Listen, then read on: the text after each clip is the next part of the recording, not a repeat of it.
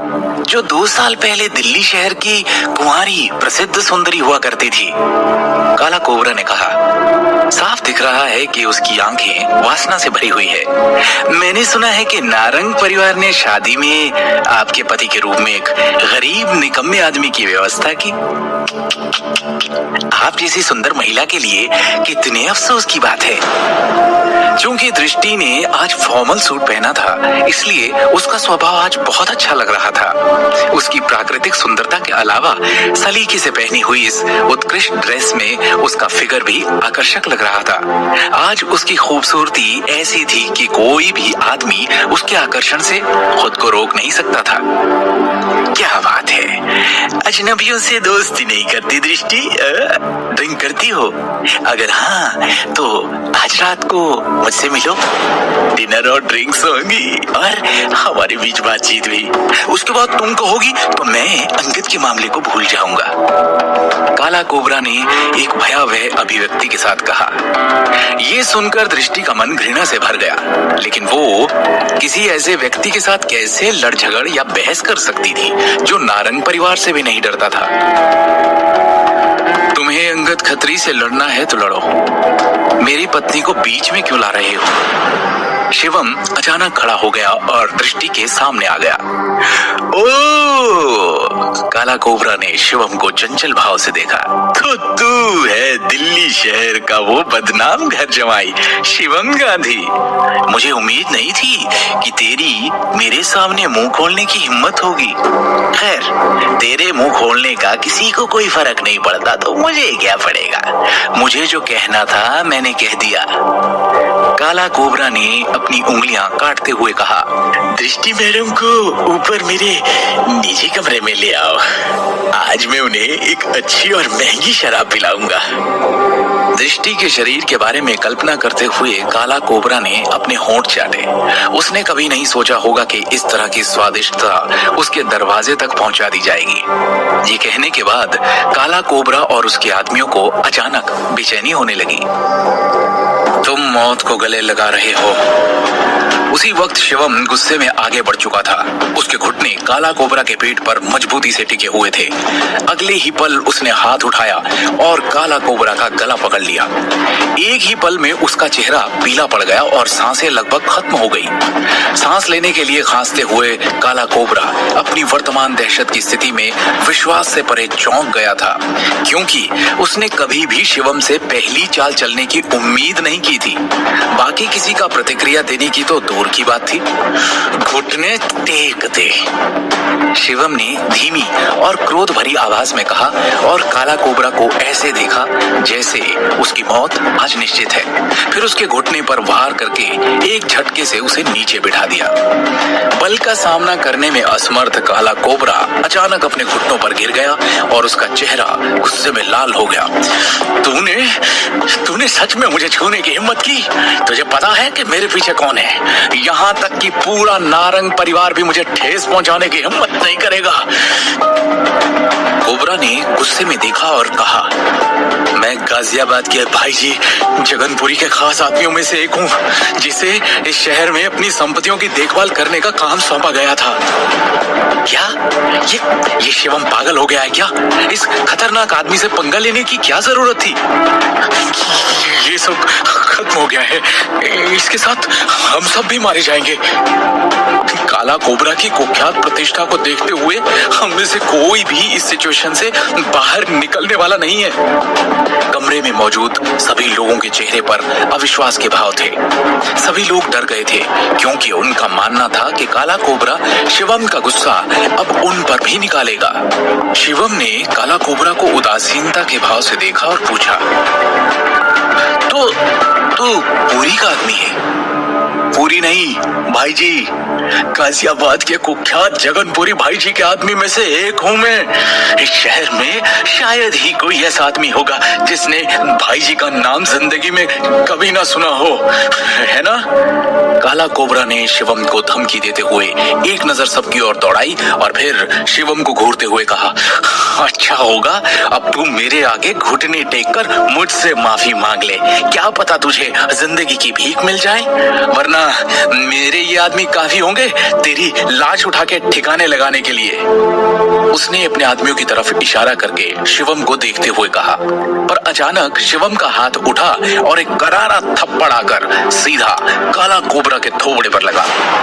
इस बार थप्पड़ ने अपने पीछे एक गहरा निशान छोड़ दिया और उसके मुंह के कोने से खून भी निकल गया।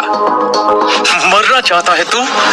काला कोबरा क्रोध से भरे हुए भाव से चिल्लाया। जगनपुरी के नाम की घोषणा करने के बाद भी उसने कभी सोचा नहीं होगा कि शिवम उसे थप्पड़ मारेगा। तेरी इतनी हिम्मत? कोबरा भाई को छोड़ दे, वरना आज तू ये बिल्डिंग छोड़ने लायक नहीं बचेगा। काला कोबरा के चचेरे भाई और उसके कुछ गुंडों ने शिवम को निशाना बनाकर अपनी लोहे की छड़ें, हॉकी वगैरह उठा ली और लड़ने के लिए तैयार खड़े हो गए। हिम्मत है तो आगे बढ़कर दिखाओ सारे। शिवम ने एक हाथ से काला कोबरा के गले को पकड़ते हुए स्पष्ट रूप से कहा, रुको, कोई अपनी जगह से मत हिलना। शिवम की दम घोटने वाली पकड़ के तहत काला कोबरा सांस लेने के लिए तड़प रहा था। जैसे जैसे समय बीतता गया उसका चेहरा लाल होता गया, उसका पूरा शरीर अनियंत्रित रूप से कांप रहा था। ऐसा लग रहा था जैसे वो किसी भी पल मरने वाला है। जैसे जैसे बीतते सेकंड घंटों की तरह लगने लगे, काला कोबरा प्रार्थना करने लगा कि अब उसकी पीड़ा समाप्त हो जाए। पर एक बात और उसके दिमाग में गूंजती कि शिवम इतनी भयानक ताकत कैसे हासिल कर सकता है? कैसे एक मामूली से इंसान ने काला कोबरा जैसे खतरनाक बड़े शरीर वाले आदमी को एक रुई भरे खिलौने की तरह दबोच लिया? काला कोबरा इतने सालों से इस तरह के व्यवसाय में काम कर रहा था और यहाँ तक कि एक क्रूर लड़ाकू भी माना जाता है, जिससे अंडरवर्ल्ड में कई लोग थर-थर कांपते थे।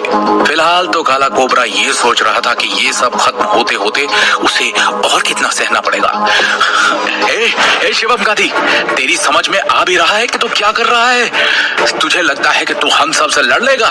मैंने भाई जी को फोन कर दिया है, आने दे उनको। गारंटी देता हूँ कि तब नारंग परिवार का बाप अमिताभ नारंग भी तुझे नहीं बचा पाएगा। काला कोबरा के चचेरे भाई ने चीख कर धमकी दी। ये क्या? तुम सभी में से कोई भी इस जगह से बाहर निकलने के बारे में सोच भी नहीं पाएगा। इन्होंने भाई जी को फोन करके बुलाया है। इस शिवम के साथ आज हम भी नहीं बचेंगे।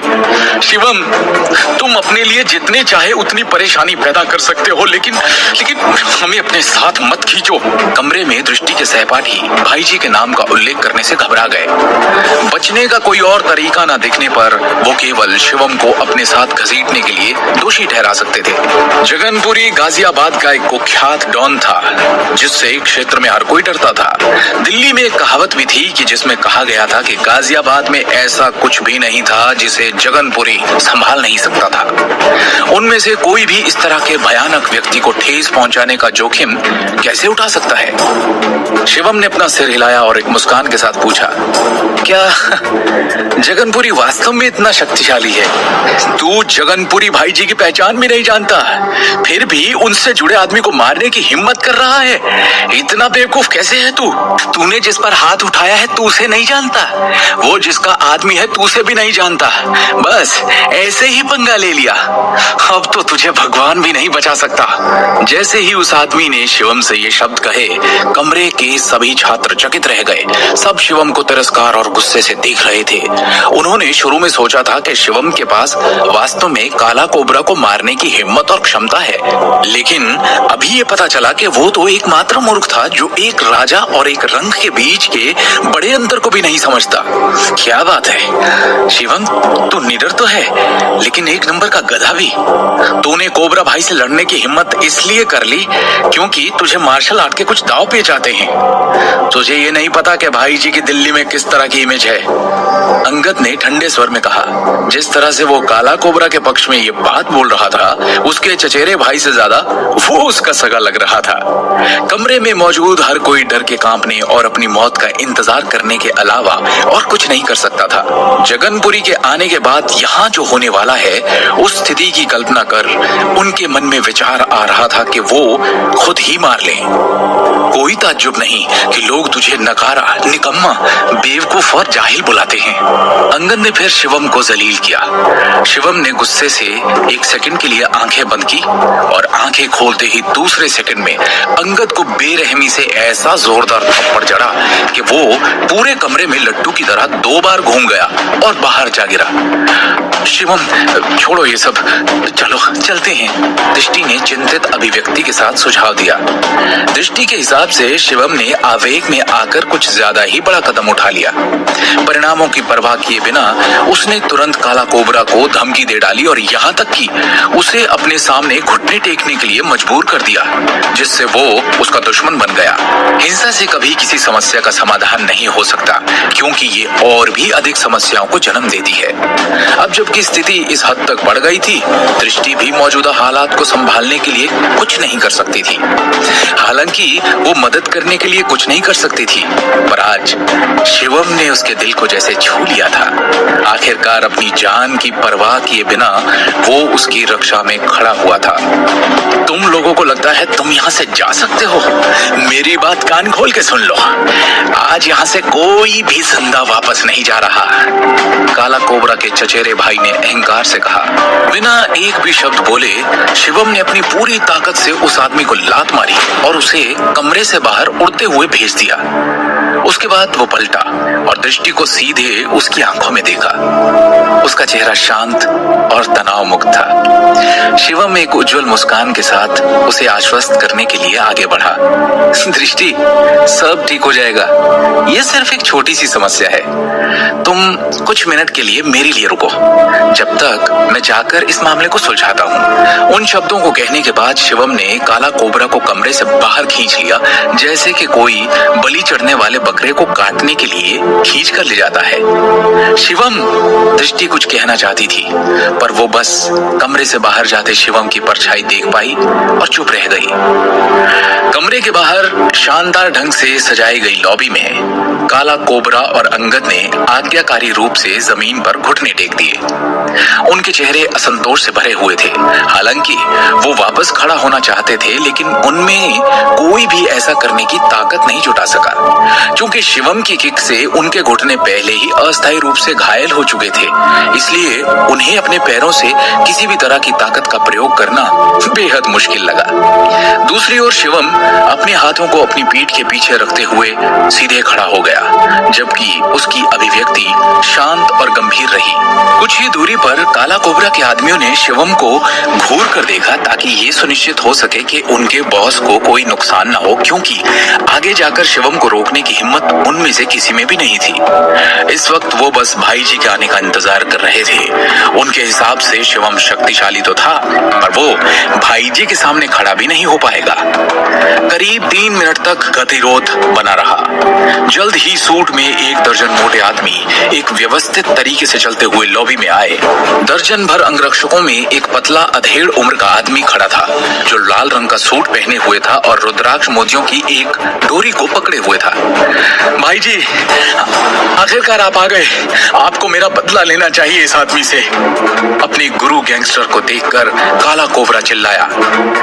गुरु शिष्य के संबंध के दिल छू लेने वाले इस प्रदर्शन के बाद भी जगनपुरी का ध्यान कहीं और ही था। वो काला कोबरा की तरफ देख ही नहीं रहा था। वो तो अविश्वास से उस आदमी को देखे जा रहा था, जो अपने दोनों हाथ पीठ के पीछे बांधे, सर उठाए, सीना ताने उसके सामने खड़ा था। पूरी की आंखों की पुतलियां सिकुड़ गईं और उसके माथे से ठंडे पसीने की कुछ बूंदें टपक गई और उसने कहा, मास्टर शिवम। क्या करेगा जगनपुरी शिवम के लिए? क्या काला कोबरा भाई जी की तरह आज से शिवम के अधीन हो जाएगा या बनेगा उसका दुश्मन? क्या आज दृष्टि को पता चल जाएगी शिवम की सच्चाई? जानने के लिए सुनते रहिए Shivam the Nag warrior, only